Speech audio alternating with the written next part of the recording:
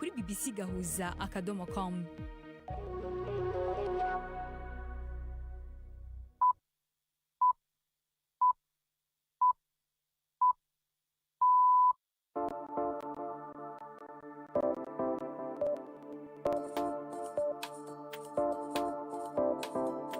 Ubu ni saa moya n'igice z'ijoro i Nairobi, ni saa 12 n'igice z'umugoroba mu Burundi no mu Rwanda. Muri kumwe na Latifa Mutesi. Ibihe byiza abakunzi ba BBC Gahuza Miryango, mbaye ikaze mu makuru yo kuri uyu wa kane tariki ya 19 ukwezi kwa gatatu uyu mwaka wa 2026. Izi ni zimwe mu ngingo z'ingenzi amakuru yacu agiye kwibandaho. Nyuma y'ibitero byagabwe mu ijoro ryakeye ku nyubako n'ibikorwa remezo muri Qatar no muri Irani, Perezida w'Ubufaransa yasabye ko intambara yabihagaze iminsi mike.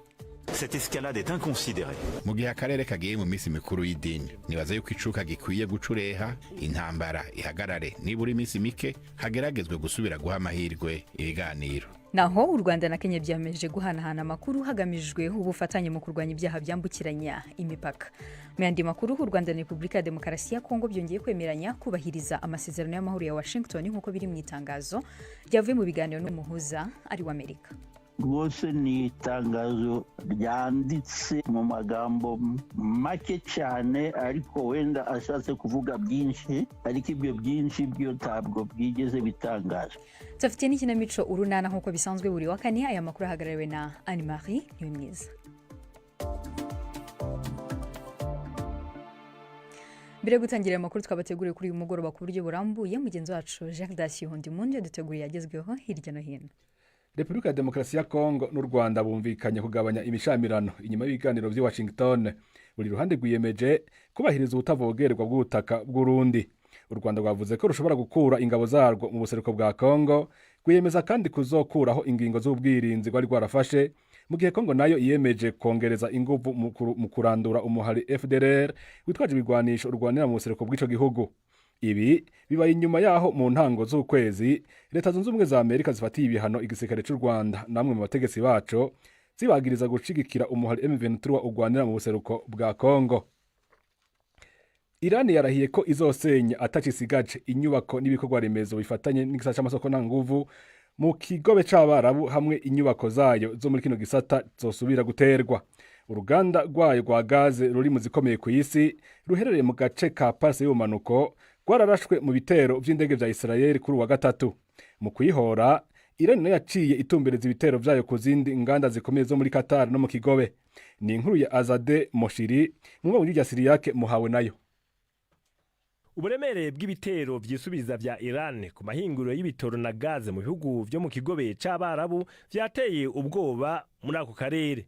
Inyuma yo kuraswa urudavagi rwa misile na drone, ikigo ca mbere kinini ku isi gihingura gaze ca Qatar cononekaye, igihugu ca Emirates Zunze Ubumwe naco gifata ingingo yo guhagarika ibikorwa ku bigo bibiri binini vyaguweko n'ibisigarira vya drone zategererewe mu kirere. Donald Trump yagabishije ku bindi bitero bishasha byoramuka bikozwe kuri Qatar, ariko ibi nivyo ibihugu vyo mu kigobe c'abarabu vyifuza kwirinda mu buryo ubwo ari bwo bwose.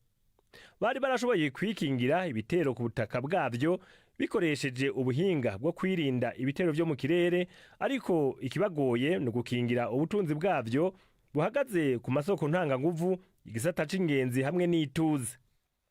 Iyi ni BBC. Umukuru w'ikigo ca leta kijejwe amasoko ntanguvu muri Qatar yatangaje ko bizotwara hagati y'imyaka 3 n'5 kugira banagure ivyo nonekariye mu bitero vya Iran. Saad Al-Khab yashimangiye ko ikigo Qatar Energy kitazoshobora kubahiriza amasezerano yo kuronsa gaze ibihugu bimwe bimwe nk'Ubutaliyano, Ububirigi, Korea n'Ubushinwa gushika mu myaka 5 iza. Kubera ibitero vya Iran na Israel, ibiciro vya gaze vyaduze ku bice birenga 20%. Chad yasubiriye kugara urubibe ihana na Sudan inyuma yaho igitero ca drone gihitanye abantu 17 mu gisagara ca Tine. Abategetsi bavuga ko iyo drone yarashe ahari hakoraniye abantu bari mu mugirwa gushingura uwitavye Imana ku munsi wa gatatu. Ico gitero bakaceka ku muhari witwara gisirikare Rapid Support Forces. Uwo muhari wamiye kuri ivyo wagirizwa.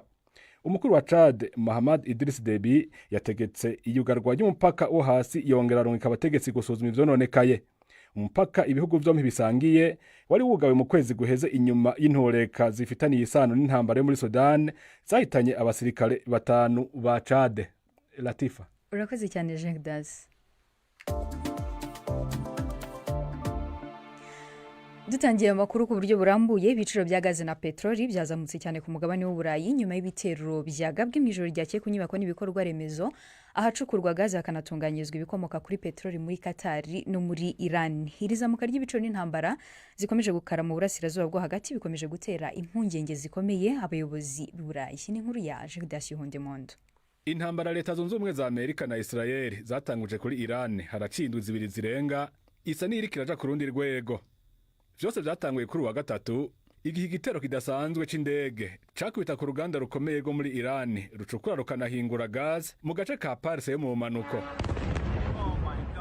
Iki gitero Iran yacegetse kuri Israel na Amerika.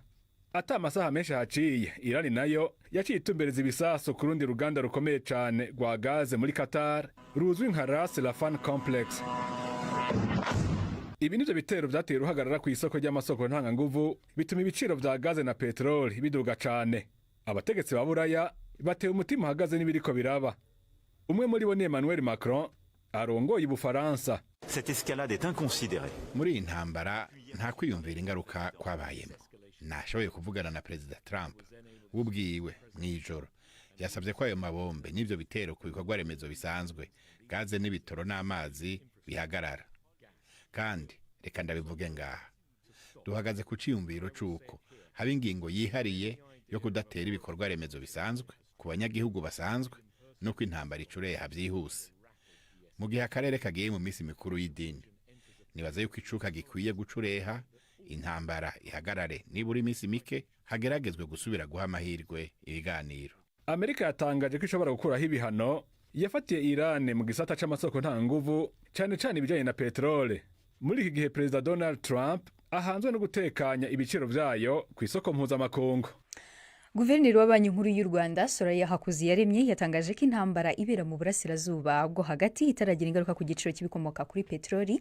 Cyakora havuga ko ibi bishobora guhinduka mu gihe kiri imbere. Ibi yabivuze ubwo yatangazaga uko politiki y'ifaranga ry'igihugu ihagaze ndetse n'imiterere y'ubukungu muri iki gihe. Hakuziyaremye yavuze ko igiciro cya lisansi kitarahinduka kuva aho intambara ya Iran itangiriye n'ubwo igiciro cyayo cyatumbagiye ku isoko mpuzamahanga. Ibindi kuri inkuru reka tubibaze mugenzi wacu Jean Claude Mwambutsa. Ubwo yatangazaga uko ifaranga rihagaze ndetse n'imiterere y'ubukungu muri iki gihe, guverineri wa Banki Nkuru y'Igihugu yavuze ku ngaruka intambara iri mu burasirazuba bwo hagati ishobora kugira ku bukungu bw'iki gihugu. By'umwihariko Madame Soraya Hakuziyaremye yavuze ku biciro by'ibikomoka kuri peteroli bitarahinduka kuva intambara ya Iran yatangira, nyamara byaratumbagiye ku isoko mpuzamahanga.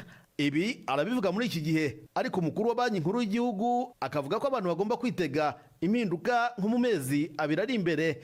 Gusa nubwo avuga ko ibiciro byitezweho kuzamuka, leta ngo izakomeza gufata ingamba zirengera abaturage nk'uko yabikoze ubwo intambara ya Ukraine n'Uburusiya yadukaga. Icyo gihe guverinoma yagize icyo yishyura ku kiguzi kugira ngo igiciro cya lisansi kitazamuka cyane kuri sitasiyo, bikaba byagira ingaruka ku baturage ndetse no ku bikorwa by'ubucuruzi. Hariho rero umuhati wo gukora ku buryo habaho peteroli ihagije mu bigega by'imbere mu gihugu kugira ngo habeho ubwizigame buhagije mu gihe intambara yamaye igihe kinini. Rero mwitege ko ibyemezo nk'ibyo byakongera gufatwa mu gihe byaba ngombwa kugira ngo twizere ko ingaruka zitaba nyinshi cyane cyane ku miryango ikennye mu gihe ibiciro by'ingufu ndetse n'ibiribwa byazamuka cyane. Igice kitari gito cya peteroli u Rwanda rukoresha gitumizwa mu burasirazuba bwo hagati, agace kugarijwe n'intambara muri iki gihe. Kuva aho umuhora wa Hormuz unyuramo amato ufungiwe, ibiciro bya peteroli byarazamutse cyane ku isoko mpuzamahanga. Mu Rwanda litiro ya esanse kuri sitasiyo ihagaze ku mafaranga 1989, naho iya mazutu ikaba iri ku mafaranga 1948 kuri litiro. Iki akaba ari igiciro cyashyizweho mu ntangiriro z'ukwezi. Ibi kandi ngo bizakomeza uku kugeza nko mu mezi abiri ari imbere, ubwo leta izabisuzuma bushya uko ibiciro bihagaze, ari naho hari impungenge ko bishobora kuba byazamuka cyane. Mu ngamba z'igihe kirekire, leta ivuga ko iteganya kongera ubushobozi bw'ibigega bibika ibikomoka kuri peteroli kugira ngo hatabaho gutungurwa mu gihe ibibazo bivutse mu mayira anyuzwamo peteroli. mugenzi wacu Jean Claude Mwambutsa arakoze cyane. U Rwanda na Repubulika ya Demokarasi ya Kongo byongeye kwiyemeza gushyira mu bikorwa amasezerano y'amahoro ya Washington byumvikanyeho mu mwaka ushize. Bibiri mu itangazo ryasohotse nyuma yaho intumwa z'ibihugu byombi zimaze guhurira nanone i Washington ku buhuza bwa Amerika. Ibyumvikanyweho biri mu itangazo rigufi. Ese igishya kirimo niki? Mu gushaka kubisobanukirwa twavuganye na Onesphore Sematumbo mu kigo International Crisis Group gikurikirana ibibazo by'amakimbirane. Mugenzi wacu Prime Ndikumagenge yatangiye mubaza uko yumva ibikubiye muri iryo tangazo. Yewe iryo tangazo rwose ni itangazo diplomatike ryanditse mu magambo make cyane, ariko wenda ashatse kuvuga byinshi, ariko ibyo byinshi byo ntabwo bwigeze bitangazwa. Wenda hari icyo umuntu yavuga ko ari gishya, ariko ntabwo ari gishya kuko handitsemo neza ko u Rwanda rugiye gukura ingabo za zindi bavuga ngo ni mesure de défense, kuzikura ku butaka bwa Kongo, bakavuga ngo ku hantu hazwi na habaye identifiye.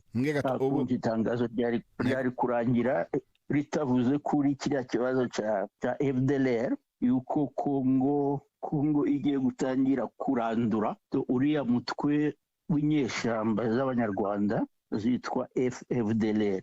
Ni amagambo make, nta gishya kirimo, byose biri muri iriya accord ya Washington. None nka mwebwe dufate nk'ubumenyere gusoma amajambo ya diplomatique nk'uko mwari mubivuze, ikintu mushobora kwibaza cyo kirimo kitari muri aya masezerano ya Washington cyo bari giki? Nahari ahantu bavuga ku ingabo z'u Rwanda nangwa mesure de défense z'u Rwanda ziri, bagombe kuba bafite map tangazo babivugaho. Donc usanga rwose ari itangazo ritagira detaye, bashatse kubivuga batabivuze afet. Bivuze ko bobo abari bicaranye muri uriya mubonano barabizinanyemo, ariko banse kubihishurira novuga rubanda. Byose bagombe kuba barabivuze, ariko banga gushira kwagaragara izo detaye z'ibyo bumvikanyeho. Ubu none icemeza ko ivyo bumvikanye nubwo batabigize ku mugaragaro ko bagiye kubishyira mu bikorwa, kandi kugeza ubu batari bwabikore, umuntu yo kwibaza ko ari icahe. Ta kintu gifatika baduhaye ngo nico kitwizeza ko noneho bigiye kuja mu buryo, ariko icyizere c'abantu bafite natwe dukurikirana biriya bintu ni ukubona ko abanyamerika badacika intege kubona badacika intege, kandi urebye abanyamerika ubu bafite akandi kazi kenshi muri Iran, barimo kurwana n'ahandi hose bafite ibibazo, ariko kubona dosiye ya Kongo n'u Rwanda ikiri ku meza y'Amerika bitanga icyizere ko wenda kiriya gitsura kuko twe tubivuga, guhora batunga urutoke u Rwanda na Kongo, wenda bizageraho bakumvikana bakagana mu nzira z'amahoro. Uwo yari Onesphore Sematumbo mu kigo International Crisis Group gikurikirana ibibazo by'amakimbirane, wasobanuraga iby'amasezerano y'amahoro ya Washington y'u Rwanda na Repubulika ya Demokarasi ya Kongo. Dukomeje n'aya makuru, abayobozi b'urwego rw'abinjira n'abasohoka mu Rwanda no muri Kenya bagiranye ibiganiro byibanze ku bufatanye mu byo guhanahana amakuru hagamijwe kurushaho guhangana n'ibibazo byambukiranya imipaka birimo n'icuruzwa ry'abantu. N'inkuru ya Juventine Muragije Marie.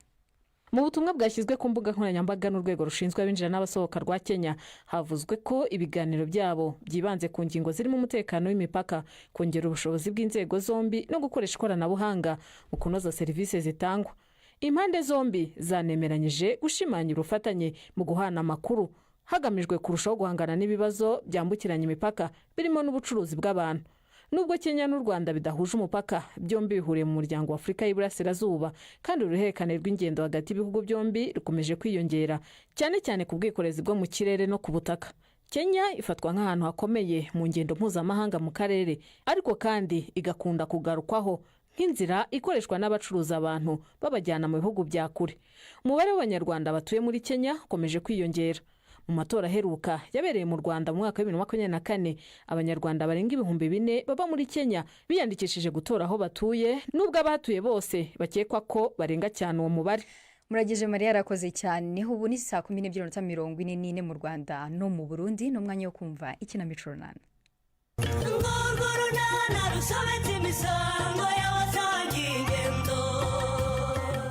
Anonsi yatangiye atangiye kudashira Alphonse amakenga. Hagati aho duheruka mwarimu Mugisha yamburandutiye telefone y'umubyeyi we yakoreshaga nabi ku ishuri. Nyiramariza yabyakiriye ati n'urunana. Kugenda nk'unyonyambura agenda uti ngiye kwiga. Ngaho genda wige neza ma. Nako banza umpe telefone yanjye nduti. Iri mu nzu ku muriro. Iri kuwukoraho iki? Uko nkubajije urambwira ngo iri mu nzu ku muriro cyangwa wanyiciye telefone nduti ukaba utinya kuyima? Ntabwo nayishe n'inzima. Genda uyizane ndebe uko imeze. Iri mu nzu. Iki cyana kirumvara kandi nduti hari igihe untera umujinya nkumva nakutimbura. Ndakubwira nimpereza telefone yanjye sinshaka ko uyu munsi ujyana ku ishuri ukambwira ngo iri mu nzu nkaho nta maguru ahagera ufite yuko tuyizane se. Mama barayintwaye. Nduti ntumbwire ibyo kuko niba wantereye telefone sinzi ikikunkiza rwose. Ntabwo nayitaye ni mwarimu Mugisha wayitwaye. Mana yanjye we. Kandi nduti mwarimu Mugisha se yayitwaye kuko nta telefone yagira. Banshakira inkoni nze nkwereka akanjye n'injiji y'umwana hano nta soni. Nukuri ntabwo nayitaye pe. Mwarimu Mugisha arayifite kandi yarambwiye ngo uzaza yikwihera. Nakubajije ngo mwarimu Mugisha murusha telefone nziza ku buryo yaretse iyo akaza gutwara iyanjye. Nari nyifite ku murongo ndavuga ngo ninyizane turi kurangara njyewe n'abandi bana b'inshuti zanjye twari kumwe. Hanyuma muvuye ku murongo kuko tutagiye kuyimwaka. Narimwatsa arambwira ngo ntiyayima kereka ari wowe uje kuyitwarira. Ariko nyagasani kubyara nabi we. Ubundi se washyano we. Hari umunsi ntakubuzaga kuntwarira telefoni ukanguka ukajya unca muri humye ukayitwara ntabizi. Ubundi abigira nte koko. Uburoso bwanjye nziza bugiye hera. Kaka ntogesha amenyo se? Yego nyogoko. Kose si Kingston ubatuyera numvaga avuga ngo nawe ngo amenyo ye ngo asa nabi. Kingston yabagiye kunkoreshereza uburosora. Kingston Karamenara unjyane hehe uburoso? Nanjye ngiye koza amenyo. Uramenye utankoreshereza uburoso Kingston. Nzanira uburoso nona. Wamutije se nawe akabanza akazunguza mu kanwa nka kabiri nibura nara. Ntibushira sinzabagurira ubundi. Kirazira nta muntu ukoresha uburoso bumwe n'undi. None se waretse nanjye nkabanza nkoza amenyo nara. Niwatubwiye ko iyo umuntu atoza amenyo aba afite ibyago byo kuyarwara. Sino kuyarwara gusa ahubwo usanga umuntu utoza amenyo ananuka mu kanwa. None se wanije nanjye nkajya nikorera isuku yo mu kanwa. Urashaka ko nzajya ngenda nukira abantu? Nuko uzasaba nyogokuru akazakugurira ubwawe kuko nta bantu babiri bakoresha uburoso bumwe. Ntabikisi wabaye umutije igihe ntarabona amafaranga ngo nawe mugurire ubwe nara. Dushaka kwanduzanya indwara ugasanga indwara mfite mu kanwa ndayimwanduze cyangwa se nawe afite arayinyanduje. Aha numva nawe usigaye usubiramo amasomo neza wagira ngo wabaye mwarimu kazima. Nyogoko ubwo rero nanjye muzangurira uburoso njye noza amenyo. Yewe kereka icyo mudashaka amafaranga se ko mfite ikirombe nyacukuramo murumva muzabura ikibana banjye. Nyogoko wirirwe rero ndagiye. Wagenda wagira uti ndagira nkwihanize majoro yawe mukuru. Ndagira ngo nkwiyame iyi ngeso wiharaje muri iyi minsi yo gutaha majoro. Akenshi biterwa nuko baba baduhaye umukoro dukorera mu matsinda ngasigarana na bagenzi banjye. Mugasigara mu matsinda? Amatsinda y'ikinara? Amatsinda yo gusubiramo amasomo no gukora imikoro mwarimu aba yaduhaye. Nara icyo ntakubwiye nawe wibwire. Ubwo utangiye kujya mu matsinda uramenye utazajya mu matsinda y'abakwangiza n'abakwigisha imico mibi. Wa mubyeyi wese mbateze yombi nimumbwire uko byagenze ngo mufatire telefone. Kuba ari wowe waje kandi na telefone namwambuye ukaba ari wowe wayimuhaye ni byiza cyane. Biratuma tuganira ku mikoreshereze myiza y'ikoranabuhanga. Ikoranabuhanga se nge ndarizi mugi? Ahubwo vuga uti biratuma ntazongera guha umwana telefone. Oya niyo telefone n'ikoranabuhanga. Ahubwo icyo nkubaza cyambere ni amafaranga angana icyo ufite. ku buryo ugura telefone ukagurana na ndutiye smartphone nk'iriya koko. none se ugira ngo narayimuguriye ko ari iyanjye aba yazanye? Umwana nka ndutiye se umuha telefone yo kuzana ku ishuri ngo ayikoreshe iki? Urumva ngewe ntabwo mba nzi ibyo mwiga n'ibyo mutiga. Inge umwana yambwiye ko ashaka telefone kuko ngo hari igihe mubabaza ibintu bikomeye bikaba ngombwa ko babirebera kuri telefone. Aho ntiyakubeshye rwose. Hari ubwo tubaha imikoro bikaba byaba ngombwa ko bifashisha interineti kugira ngo babashe kubona ibyo twabasabye. Urumva rero ko utandenganya nima mutuma tuzibaha? Oya, kuzibaha simvuga ko ari bibi, ariko ugomba gukurikirana. Ntabwo waha umwana telefone ngo uterere iyo, kuko iyo ikoranabuhanga na murandasi bikoreshejwe nabi bigira ingaruka ku bana. Kureba muri telefone si ubwo byagira izihe ngaruka ku bana mwari? Ego ko rero ahubwo se wazivuga ukazirangiza. Buriya ikoranabuhanga ryakoreshejwe nabi rishobora kwangiza abana mu bwonko, utabeshye kubatera imyitwarire n'imitekerereze mibi, kubakurura ihohoterwa nko kubasambanya, kubatera ubwoba, kubasebya, icuruzwa ry'abantu, kubagira imbata y'ibiyobyabwenge. Umwana kumva umwanya wose agomba kuba muri ibyo. Ndakumva. Ashobora no kwakura amakuru atariyo, ashobora kubatera ibitekerezo by'ubuhezanguni, nko kwibasira abandi, kwishora mu bikorwa by'urukozasoni, kunywa cyangwa se gucuruza ibiyobyabwenge n'ibindi ntarondoye. Ye ko nk'uyu mutima mugi uzi ko niba ari ibyo iyi telefone ngiye kuyigurisha ntizagire aho yongera guhurira n'umwana wanjye? Oya, kuyigurisha si cyo gisubizo Nyiramare. Nta nubwo nkubwiye ngo hita uyimukuraho bururu ntazongere kuyifata. None se ubwo mbigenze nte mugi? Kumva ishobora gutuma umwana wanjye aca mu myanya y'intoki koko? Nyine nk'umubyeyi ugomba gushyiraho amabwiriza y'ikoranabuhanga na murandasi mu muryango wawe. Intese ugakurikirana uko abana bakoresha ibikoresho by'ikoranabuhanga na murandasi. Aho bishoboka bikoreshe muri kumwe. Yego. Kandi uganire n'abana kenshi ubabwira akamaro k'ibikoresho by'ikoranabuhanga n'ibyago rishobora kubakururira baramutse babikoresheje nabi. Wumvise?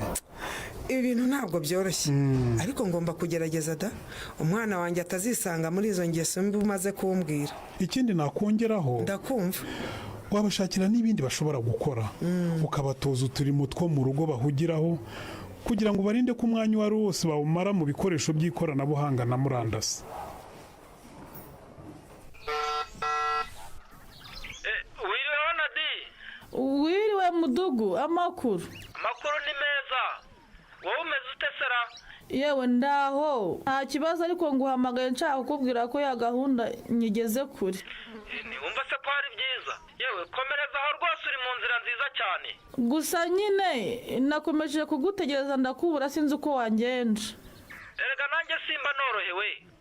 Hari indi mirimo yo mu rugo nabyukiyemo bituma ntubahiriza amasaha twari twahanye. Ubu se disi ndabigenza ne ko mbona amasaha nari nihaye arimo kuncira. Ibindi byose wabirangije? Bimwe wari wambwiye gushaka byose nabyegeranyije ndabifite. Urebye ni nkaho habura wowe gusa, ubundi bikaba biruzuye. Abo wewe se ko mfite umunaniro nkubeshye ngo nabyuka nkazara? Uwo yawibeshya binyemerera unabikore rwose Rufo. Erega si ukwanga by'ubugome, ahubwo mvuye guhinga numva naniwe cyane. Ubyutse ukaza buke buke mu minota 30 wawe ugeze ahangaha ukamfasha ugahita wisubirirayo rwose Rufo. Nadi, reka naye kukubeshya rwose, ahubwo nzagushakira umwanya nze mfite ibitekerezo. Ejo ko haba ari kera Rufo, erega ariya amafaranga ndayashaka cyane. Ungiriye neza rwose wamfasha nkareba ko nararanjyanye dosiye ku kagari. Nawe kukwemerera ikintu rwose ni nko gukemerera umwana. Ntabwo worohera umuntu ataraguha ibyo yakwemereye pe. Erega ntabwo norohewe rwose Mudugu, rwose ntabwo norohewe pe. Nta kundi, reka nze nduhukeho gato. Niba uhari ubwo ndaza kukureba nimugoroba. Ntiwumva ahubwo noneho ngaho ryama uruhuko, ubwo turaza kongera nimugoroba. Ariko ntumbeshye Rufo, ntumbeshye rwose ndakwiteguye. Nkubeshyera iki se? Uhumura ndaza rwose. Wenda nshobora gutinda ariko ntabwo narara ntaje kukureba. Ubu se ni mu mpaya y'undi mugi ko nari nasabye ko mu gice none nkaba mbona litiro yuzuye. Nta kibazo, nubwo twakujurije litiro we wishyura yo wari wakamishije. Yo urakoze mugi, uri umuntu mwiza pe, Imana iguha umugisha. Ngaho rero wirirwe, ubu ngiye mu kazi usigara amahoro. Hari akandi kantu gato nashaka kukubwira mugi. nyarutse umbwire kuko amasaha ari kunsiga mukobwa ja. nubwo uyu munsi naje gukamisha nzanye amafaranga ariko nashaka kugusaba ngo mujye munkamira buri munsi noneho nishyura ukwezi kurangiye. Nta kibazo rwose, ibyo ni byiza dusanzwe tubikora. Upfa kuzambera inyangamugayo ukazanyishyura. Ni ukuri ntabwo nzakwambura mugi, ntabwo wangirira neza ngo mfashe kurereza impanga zanjye ngo ntinyuke kukwambura. Ibyo rwose nta kibazo. Ndaza mbibwira abashumba ko twavuganye bajye baguha buri munsi, sibyo? Yego, hari ubwo ku gice cya litiro buri munsi nzajya nishyura angahe ku kwezi. Ushaka se kujya ufata agace ka litiro mukobwa ja? Bambwiye ko nkwiye kujya nshaka kimwe mu bikomoka ku matungo mu ifunguro rya buri munsi nk'umubyeyi wonsa, none narebye nsanga amata niyo nagerageza nkajya mbona. Igitekerezo ni cyiza, ariko nanone igice cya litiro ni gito cyane kuko uretse nawe n'abana bawe nabo barayakeneye. Nzajya nyanywa kugira ngo mbashe kose zimpanga bariya bakuru mbihorere. Ko nabonye nabo bayakeneye se, abana bawe benshi ubona ko bagaragaraho ibimenyetso by'imirire mibi. None se ko nta wanga heza habura wa mubyeyi we, nanjye wampa ubushobozi nagura na litiro n'ebyiri twese tukajya tunywaho, ariko ubushobozi mfite buranyemerera kugura agace. Ariko we na Pascal mubyizeho mwajya mubona litiro imwe ku munsi. Pascal se arahari ko yantaye wa muntu we. Ibi ni biki mwoka byaramwe? Ariko urabizi mukobwa ja, ngomba gushaka umwanya wowe na Pascal nkababwiriza, kuko nta kindi cyabakura mu kaga murimo uretse mwakiriye Yesu Kristo nk'umwami n'umukiza w'ubugingo bwanyu. Ngaho se bishyire mu byihutirwa uzaduhuza twihane dukizwe ibyaha mugi. Wowe ngomba kubikora rwose. Noneho uku kwezi bajye bagukamira litiro y'ubuntu. Umvise? Yego. Nyuma y'ukwezi muzabe mwabonye ubushobozi bwo kunyishyura. Mbega ukuntu uri umuntu mwiza we. Uri umugisha ku baturage b'inyarurembo. Gusa mukobwa ja, ugomba kumenya ko ayo mafaranga ngusoneye atari ayo kunywera. Bumvise? Yego. Ayo wagombaga kuzishyura igice cya litiro ujye uyegeranya uyakoresha unoza imirire y'abana bawe. Wumvise?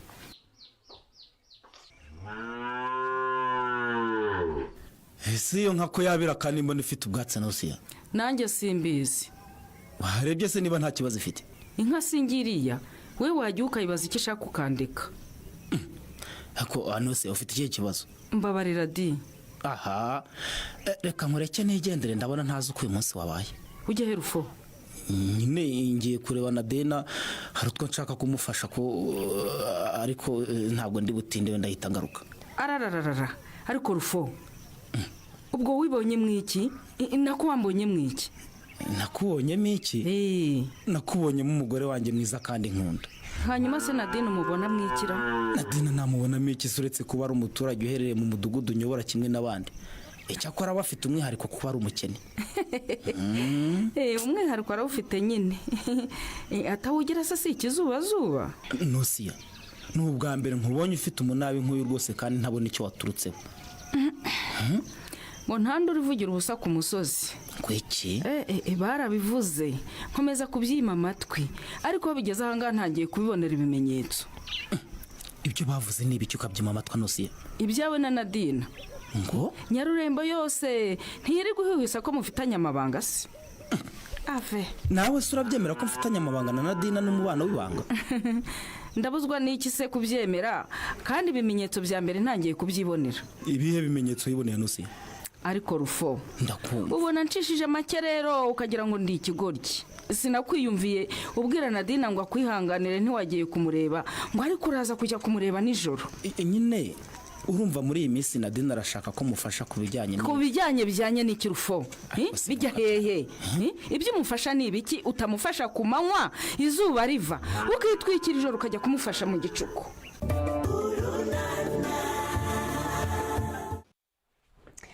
Ikinamico urunana nicyo kigejeje ku musozi w'amakuru twabateguriye kuri uyu mugoroba. Gusa mbere yo gusoza reka tubibutse ko mushobora no kudukurikira ku mbuga nkoranyambaga zacu zigiye zitandukanye, Facebook na X, BBC Gahuza Miryango, ndetse na website yacu BBC Gahuza akadomo.com, ko dufiteho inkuru nyinshi zigiye zitandukanye. Tunashimire n'abakomeje kudukurikira ku rubuga rwacu rwa Facebook, dushimire Comedian ndetse na Jerome ndetse n'abandi batandukanye. Aya makuru yarahagarariwe na Anne Marie niwe mwiza, mwari kumwe nanjye Latifa Mutesi, naho kwanga bw'ibyuma twari kumwe na David Nzao.